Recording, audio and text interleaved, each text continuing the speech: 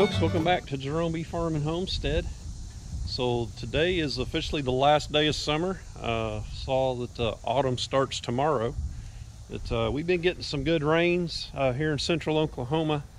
We got 2 inches over this last Friday and this weekend, and we got some rains before that too. So seems like I'd mow and then I'd have a business trip. I'd be out of town for a week and I'd come back and it'd be like 8 inches tall again, and I'd have to start all over mowing again. So I'm fairly caught up on mowing now, except down around the beehives. I need to get that done, but it's too wet now, and that's kind of a low-lying area, and probably get my mower stuck if I went down there. Here's Maggie. Hey Maggie, did you come to be on the video?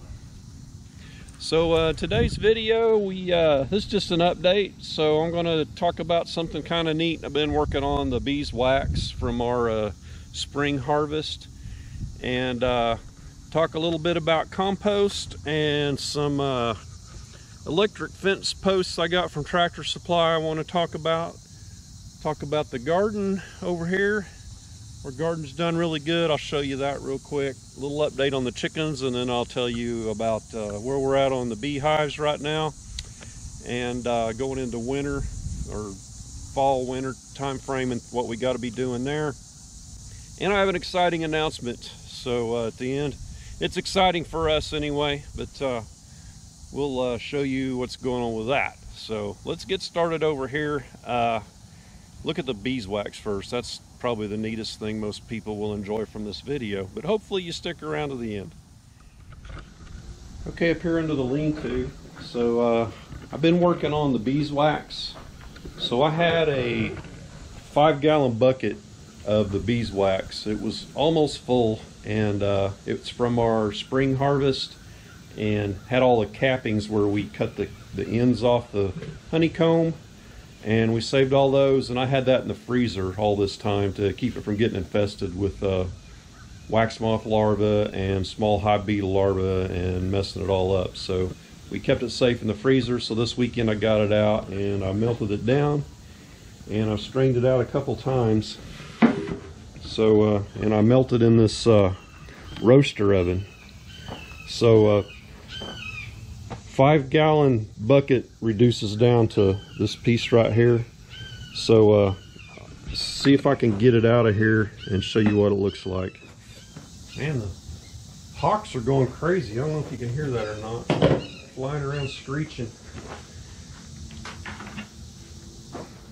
So when we melt this, we floated, there's water in here as well, so the wax floats on top of the water, and the wax will float to the top, and any debris will be underneath the wax. But I used a little handheld strainer, and I ran through it when it was still liquid and got out most of the big stuff. So this should be really clean wax here, if I can get it out. So that's what a 5 gallons reduced to, about 1.25 inches there. So you can see some of the impurities here on the bottom.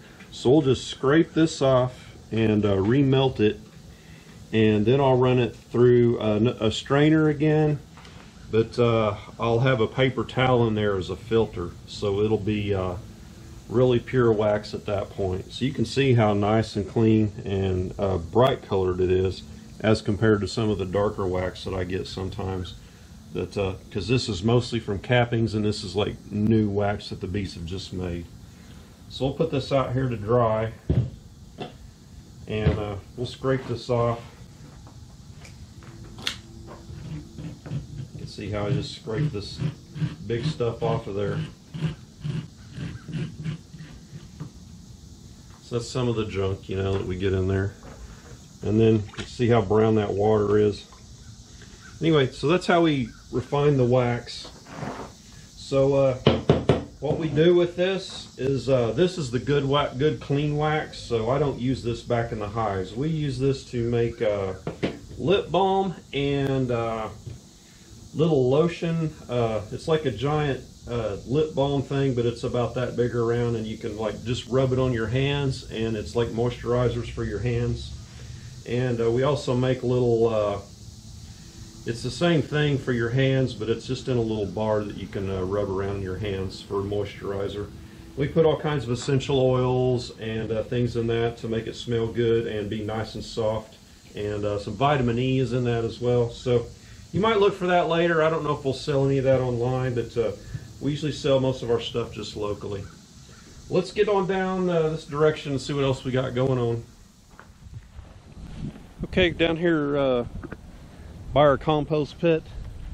So I recently turned the compost, and we had 2 sections going, and I moved it all over to here. So and I weed eated all around this. There was tall grass growing all around it, and had some animals get in here. I have electric fence around it, but I want to show you something about these little posts I got from Tractor Supply. So these were on sale at Tractor Supply, and they're pretty neat the way they work. They stick in the ground, and they have little places where you put your wire. But I got these, I think it was this spring at Tractor Supply, and they were on sale.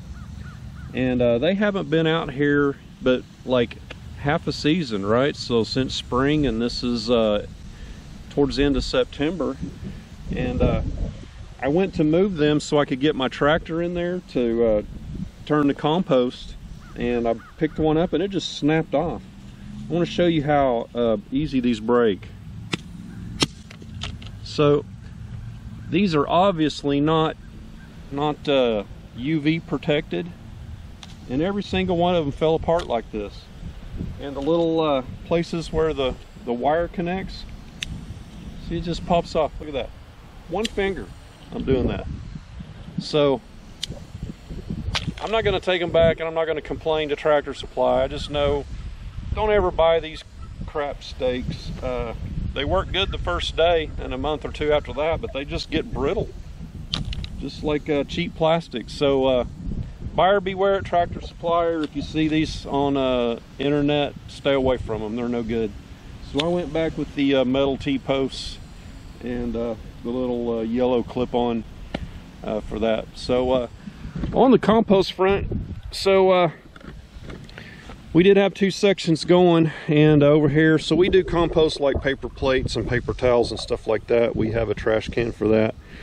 And we had the animals getting that because there's like paper towels that probably got some bacon grease on them. But we cover that up, and that actually dissolves fairly quickly. So there's a lot of that in here, and you can't even see it except there's some there on the top. But anyway, this is the 2nd year we've been working on this, and it's got a couple loads of chicken manure, a lot of grass clippings, and leaf mulch. So you can see to you, you're probably thinking, well, that's pretty gross looking, but I gotta tell you, look at the color of this dirt, and this is the color of dirt that came out of that hole, and this is kind of what I started that compost with. It's just red, sandy, and there's a little bit of clay in that too, I think. But look how nice it looks now, but nice compared to what it was.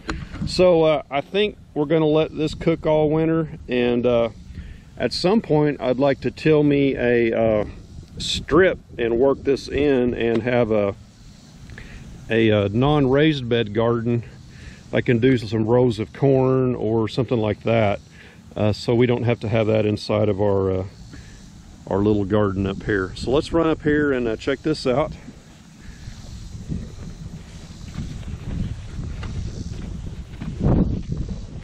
Fruit trees are doing okay. They're all alive. That one's lost a lot of leaves. That's a peach. We got a few peaches off of this. That's a apricot that died, and it's coming up from root. We're just letting it go. It probably won't do anything. But oh, there's a hummingbird. I don't know if you can see that right there above the awning. A couple of them.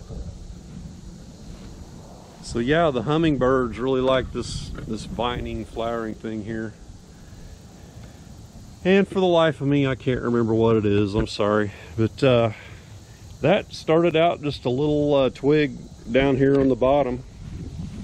And we planted a couple on each side. It's even worked its way into the gate. And all up around there. So the zinnias, so since it's cooled off and we've been getting some rain, we do water it though, but the zinnias are really kicking it in.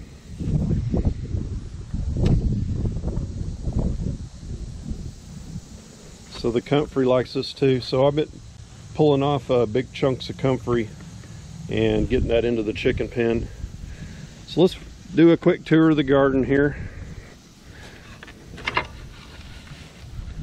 So the garden has done better than it ever has, but this is really only our second year. But we've gardened before and not had a lot of luck, but this raised bed garden setup has really worked good this year. We were able to get it planted early this year. Last year we didn't get this thing built until June, and planting in June in Oklahoma is not a good thing because it gets so hot. So our bell peppers have done excellent this year. We put up a bunch of bell peppers, and my wife will say she put them up. So we put them up in freezer bags and freeze them flat in the freezer. So this one here, I don't know what variety, but it turned out to be hot. So we didn't put those up. So the pepper plants have done really well. We've got enough peppers to last us till next year.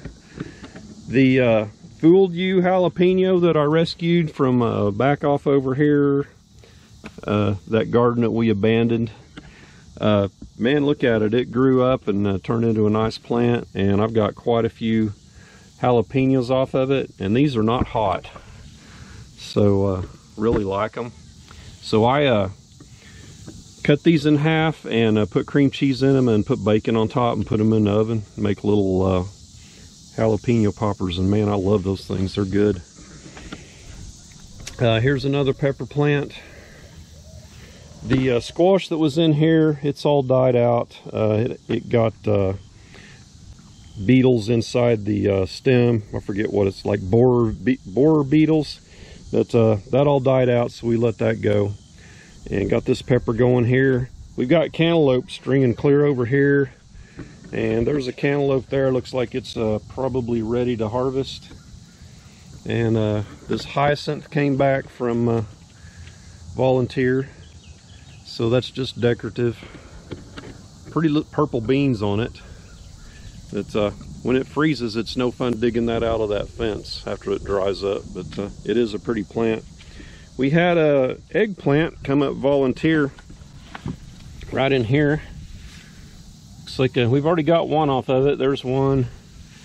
There's a little one right there. And we've taken the corn down, and we've gotten quite a few cantaloupes, but the water stands in here from the rain. So this winter I'm going to cut a drain pipe and put in here. So this is downhill this direction, so the water will pass on through. But we got some cantaloupes, and the ones that grow up on the fence, we put them in these little bags so they don't fall off the vine. That one there looks like it's broke off the vine already, so it's a little bit green though. Well, maybe not. It's split open. Take that in.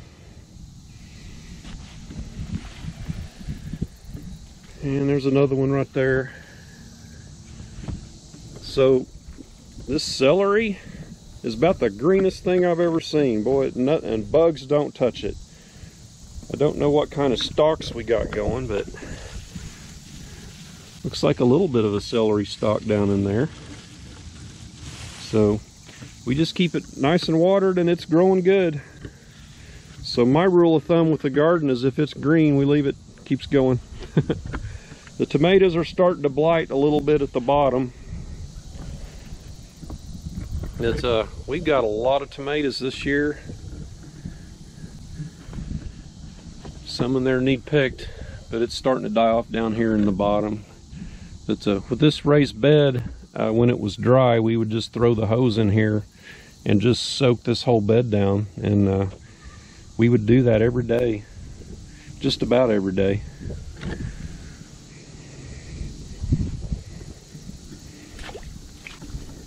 Walking through water. The green beans have started to grow a little bit now, and we're starting to get some beans. Look like we need to pick some of those. And the pole beans, they bloomed all year long and didn't put on a single bean, and now that it's finally starting to cool off a little bit, they're making some. So and we think this pole bean, we didn't plant it, so we think it came up volunteer. Looks like this pepper got too heavy.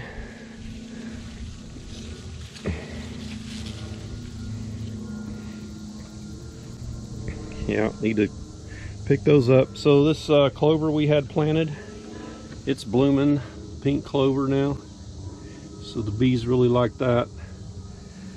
Got a few onions popping up here and there, and that's some chives. And over here we had carrots, and they've all been harvested. There's a couple stray celeries right there, and we've got tons of cucumbers off of these. So here's one here, needs picked. Let's see if I can do this one-handed. Nope. Let that one get a little big. But yeah, we've got lots of cucumbers. Wife's made some pickles.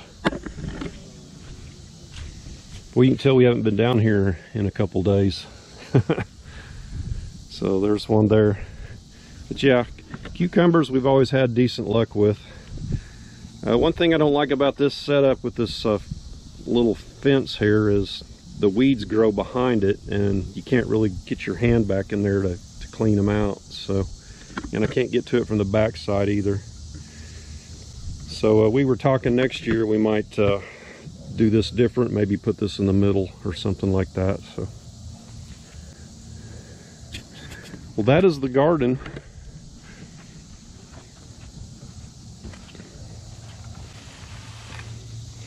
I think this stuff turned out really neat.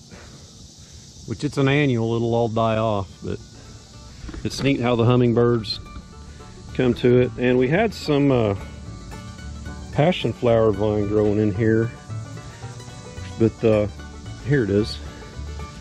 But the butterflies that like to lay their eggs and the caterpillars eat this, it's a Gulf pituitary or something, I don't know how to pronounce it, but anyway, that orange butterfly, they lay their eggs on this and they just eat it to the nub, so it never really got a chance to get going very well. But this makes some really cool flowers when they bloom. They look like something from Mars or something. They're pretty weird looking. Just trying to see if I could see a chrysalis on here anywhere. I don't see one right now.